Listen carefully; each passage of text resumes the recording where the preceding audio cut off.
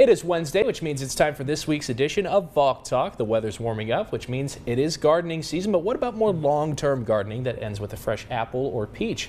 Andrew Valk joins us now to talk about fruit trees and what you need to do to get them ready for the season. Andrew, welcome in. And you wanted to start off with the crab apple here. Not necessarily a fruiting tree in the sense that it's stuff we can eat, but it can be beneficial for your other fruit trees. Correct. Yeah, crab apples are extremely, that's this purple guy that's right there.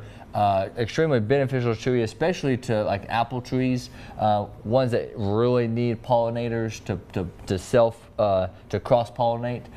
So crab apples are a good flowering tree that you can use to definitely cross-pollinate, to bring pollinators to your yard so that they can help pollinate other species of whether it's your fruit trees or any edible gardens that you want to install and eat. So crab apples, if you want a flowering, spring flowering tree and also serves for pollinator benefits for your edibles, a great option to pick from. I always want to support the bees. I always want to do it, yeah. Last week I talked about apple trees and how you plant. You don't want to plant below the graft. And apple trees preferably need a cross-pollinator, another apple species to cross-pollinate. So you need really 2 apples or more to pollinate. Peaches and nectarines, they're mostly what's called self-fertile. So you can only have 1 peach tree or 1 nectarine and not have another one to pollinate. Okay. It's always beneficial to have that secondary species there, just to help beneficial for cross-pollination to happen. But technically peaches and nectarine are self-fertile. If you plant 1 tree, you will get fruit on that 1 tree.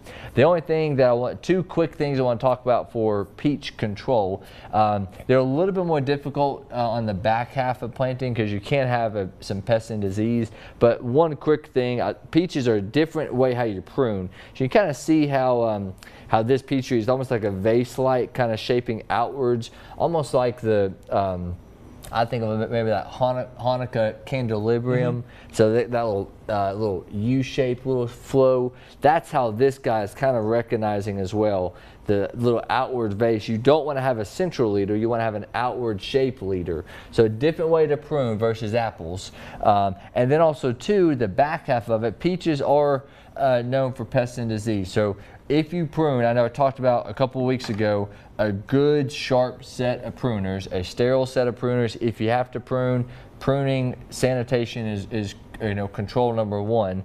And then you will more than likely have to do some spray application to control pests and disease on peaches and nectarines. So there's a lot of amendments of products you can use to use that, but again, it's not a plan to walk away. So don't get frustrated if you get to that point, but you probably will at some point. A bit more labor intensive than the apple tree, those peaches. So. And that kind of surprised me. I wouldn't think of a mountain region as a place where you could grow peach trees, but what do they like so much about up here in Appalachia? The good thing about it, we have a good warm soil base, so that's a great thing. Peaches also, I personally prefer to amend the soil for a couple of years. They really do not like wet soil. So we have that here, unfortunately. So if you do plant, really go extra heavy on soil amending, and then just warm temperature times. So good full exposure, full sun trees, enough of a chill hour requirement. So a good opportunity just in our whole climate region